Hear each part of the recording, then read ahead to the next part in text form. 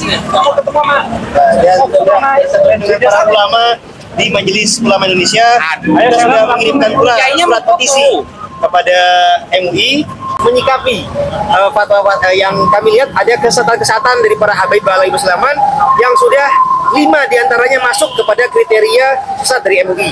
Dan juga kami juga membawa para ulama dan juga saksi korban Mbak Zeda Salim untuk mencurahkan isi hatinya bahwasanya ada kesesatan oknum Habib yang sudah kekerasan seksual. Ini mengaku-ngaku membawa sebagai cucu Nabi, tapi melakukan kezaliman itu sama dengan melecehkan dan merendahkan Nabi yang ada dalam kriteria MUI.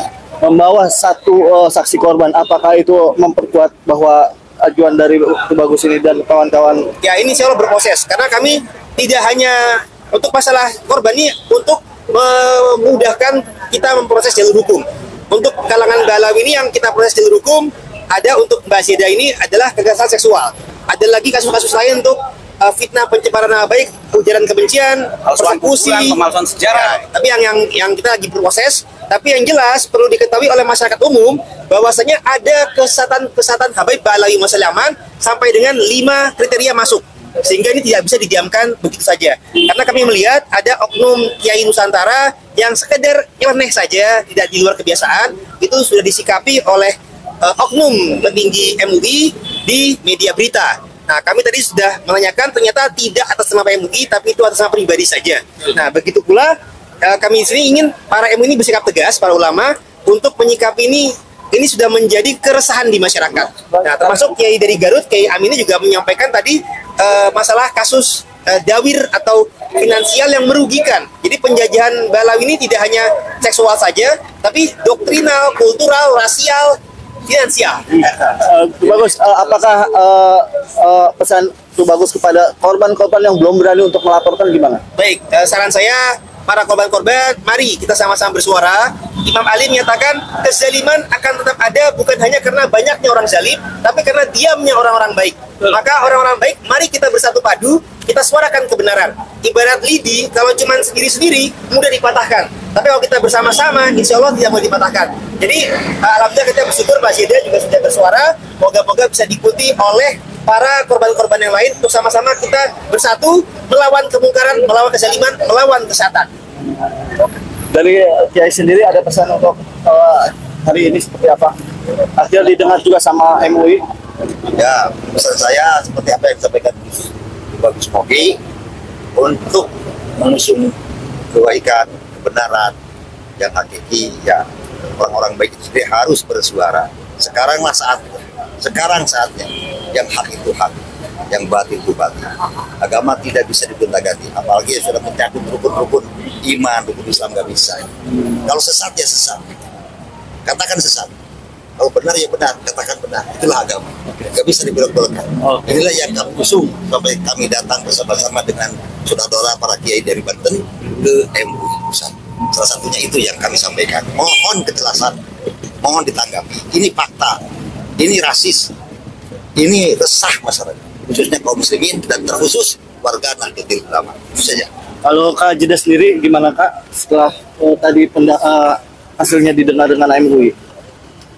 Ya, intinya kami mewakili jeritan hati wanita Indonesia yang menjadi korban para oknum Habib. Tadi sudah disampaikan ke MUI langsung.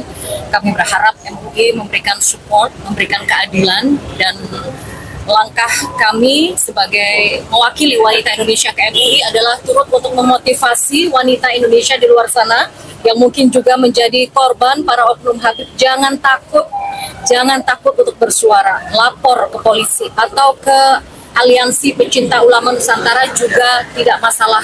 Juga perjuangan Wali Songo Indonesia. Betul. Juga. Saya di sini hanya ingin memotivasi perempuan di luar sana, bagi Anda yang menjadi korban kaum oknum Habib yang mengaku-ngaku menjadi cucu Rasulullah untuk mencari mangsa perempuan pribumi khususnya, bersuaralah mencari keadilan. Oke, Pak Banten. Gimana kalau pakai itu? Jadi intinya kami datang ke MUI Pusat agar MUI sebagai lembaga yang mewadahi para ulama se-Indonesia dalam menyikapi permasalahan harus seadil-adilnya, jangan pilih tebak. Kemarin pengalaman sebagaimana yang kita ketahui, seorang Abah Buron, padahal itu tidak begitu membahayakan menurut saya. Sama semut tuh. Ya, soalnya kalau ngomong sama semut itu habis juga ada ya. Siapa tuh yang semut-semut merah itu? Harus dindi, mesak ya. Terus siapa tuh yang Hobi mesa. hobi mesa, terus apalagi yang rumput bergoyang itu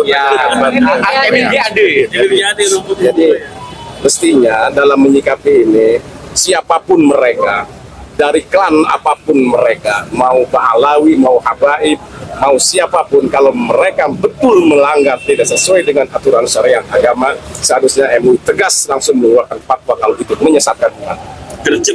Terkait yang kedua, masalah kajian nasab yang digelontorkan oleh Kiimat, seharusnya setelah 2 tahun melihat, harusnya MUI merasa gimana gitu, terpanggil untuk bisa menjadi suatu yang memfasilitasi untuk bisa bertemu antara Robito dengan pihak Kiimat ya.